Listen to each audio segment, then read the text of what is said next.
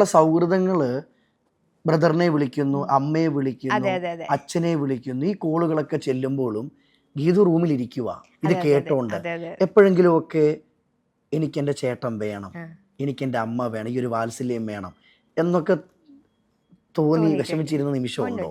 ചെറുതിൽ like എനിക്ക് ഭയങ്കര ഇതായിരുന്നു, ഹോം സിക്ക് ആയിരുന്നു അമ്മ കൂടെ ഇല്ലാത്തത്. എനിക്കൊന്ന് പുറത്തു പോയി വർക്ക് ചെയ്യുന്ന അമ്മമാരുള്ള കുട്ടികൾക്ക് മനസ്സിലാവും അമ്മയെ പിരിഞ്ഞിരിക്കുമ്പോൾ ഉള്ളൊരു വിഷമവും കാര്യങ്ങളൊക്കെ. അത് കൂടുതൽ നമുക്ക് എപ്പോഴാണ് ഫീൽ ആവുകയെന്ന് വെച്ച് കഴിഞ്ഞാൽ നമ്മൾ വേറൊരു വീട്ടിൽ നിന്ന് വളരണം, വേറൊരു വീട്ടിൽ നിന്ന് അവിടെയും കുട്ടികൾ വേണം, അതെ. അവരുടെ കുട്ടികളിലൂടെ നമ്മൾ വളരണം. അപ്പോഴാണ് നമുക്ക് ആ ഒരു ഡിഫറൻസ് മനസ്സിലാവുന്നത്. ഉം. അവരവരുടെ കുട്ടികളുടെ അടുത്ത് കാണിക്കും നമ്മൾ ഒരു പാർഷ്യാലിറ്റി, അറിഞ്ഞോ അറിയാതെ ഒരു പാർഷ്യാലിറ്റി അതിൽ കടന്നു വരും. അതെ. അപ്പം നമ്മൾ കുഞ്ഞായിരിക്കും, നമുക്ക് ഭയങ്കര എന്താ പറയുക, ഒരു കുഞ്ഞു മനസ്സിന് താങ്ങാൻ പറ്റൂല, ചെറിയ കാര്യങ്ങളായിരിക്കും. ഇപ്പോഴും അത് പറയുമ്പോൾ എനിക്ക് വിഷമം വരുന്നുണ്ട്.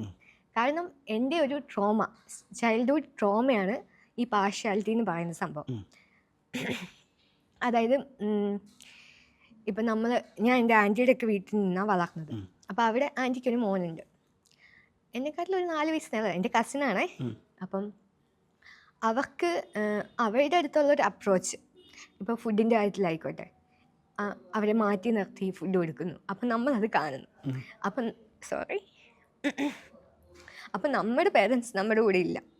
അപ്പം അതൊന്നും ചോദിക്കാൻ ആരുമില്ല എന്ന് അവർക്കറിയാം. കഴിച്ചോന്ന് പോലും ചോദിക്കാൻ ആളില്ല. അല്ല, ഇപ്പം സെപ്പറേറ്റ് ഒരു ഫുഡ് കൊടുക്കുന്നത് അതൊരു ഇപ്പം ആലോചിക്കുമ്പം നമുക്കതൊരു വലിയ കാര്യമല്ല. പക്ഷെ അന്ന് ഒരു കുട്ടിയായിരിക്കുമ്പം അത് നമുക്കൊരു വലിയ കാര്യമാണ്. ഇപ്പോൾ ചോക്ലേറ്റ് കൊടുക്കുന്നു, അവർക്ക് കൊടുക്കുന്നു, നമുക്കില്ല. അപ്പം നമുക്കത് അങ്ങനെ കൊടുത്ത സാഹചര്യം ഉണ്ട്. ഡെഫിനറ്റ്ലി. എനിക്ക് തോന്നുന്നു എനിക്ക് മാത്രമല്ല കേട്ടോ, സോറി, എനിക്ക് തോന്നുന്നു എനിക്ക് മാത്രമല്ല, ഇത് ഫേസ് ചെയ്യേണ്ടി വന്ന ഒരുപാട് കുട്ടികൾ കാണും. ഞാൻ കരയെഴുതെന്ന് വിചാരിച്ചാണ്, സോറി. എനിക്ക് ഒരു ടിഷ്യൂ പേപ്പർ തരുമോ? സീരിയലിലൊക്കെ എന്നാ അഭിനയമാ. അയ്യോ, ഇത് ഞാൻ സീരിയലിൽ അഭിനയിക്കുന്ന അത് പ്രൊഫഷണൽ അല്ലേ. Okay, continue. ഓക്കെ.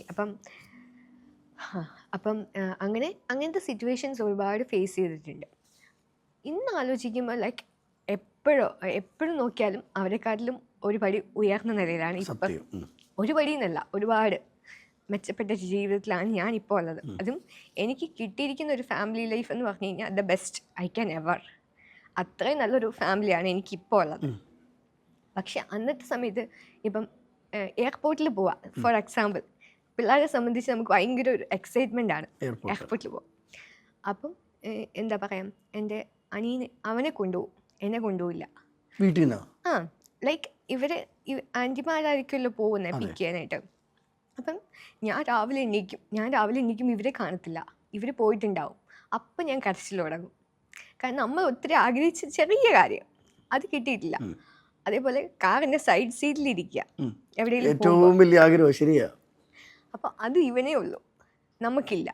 അപ്പം അന്നൊക്കെ ഞാൻ ഇത് ഇപ്പോൾ ആൾക്കാർ കാണുമ്പോൾ ചിരിക്കുമായിരിക്കും, ഇതിനൊക്കെയാണ് വീട്ടിൽ കരയുന്നത്. പക്ഷെ അന്നൊരു കുട്ടീനെ സംബന്ധിച്ച് ഇതൊരു വലിയൊരു കാര്യമാണ് അല്ലേ. ഇത് പറയുമ്പോൾ ഇതുപോലെ അനുഭവിച്ച പല കുട്ടികളുണ്ട്, പക്ഷെ അവർക്ക് തുറന്നു പറയാൻ ഒരു പ്ലാറ്റ്ഫോം ഇല്ല.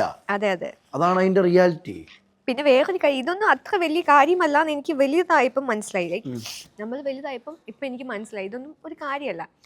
പക്ഷേ ഞാൻ പറഞ്ഞില്ല, വ്യക്തിത്വ രൂപീകരണത്തിൻ്റെ ഭാഗമായിട്ട് ആ ടൈമിൽ നമ്മൾ അനുഭവിച്ച ട്രോമ ഇപ്പം ഞാൻ എന്തുകൊണ്ട് കരയുന്നു, എനിക്ക് കൺട്രോൾ ചെയ്യാൻ പറ്റുന്നില്ല. അത് ഒരിക്കലും മരിക്കുന്ന നാൾ വരെ മനസ്സിൽ നിന്ന് മായത്തില്ല.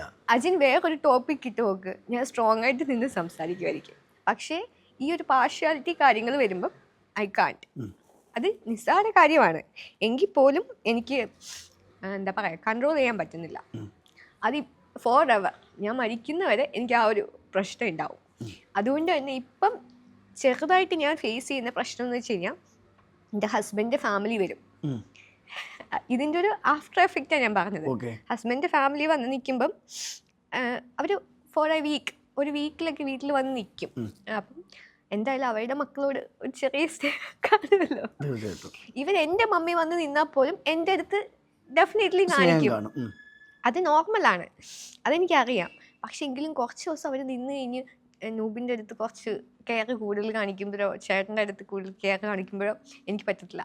കാരണം എൻ്റെ മനസ്സിൽ ഇപ്പോഴും ആ പഴയ കഥ. ആ പഴയ കഥ കിടക്കുന്നുണ്ട്.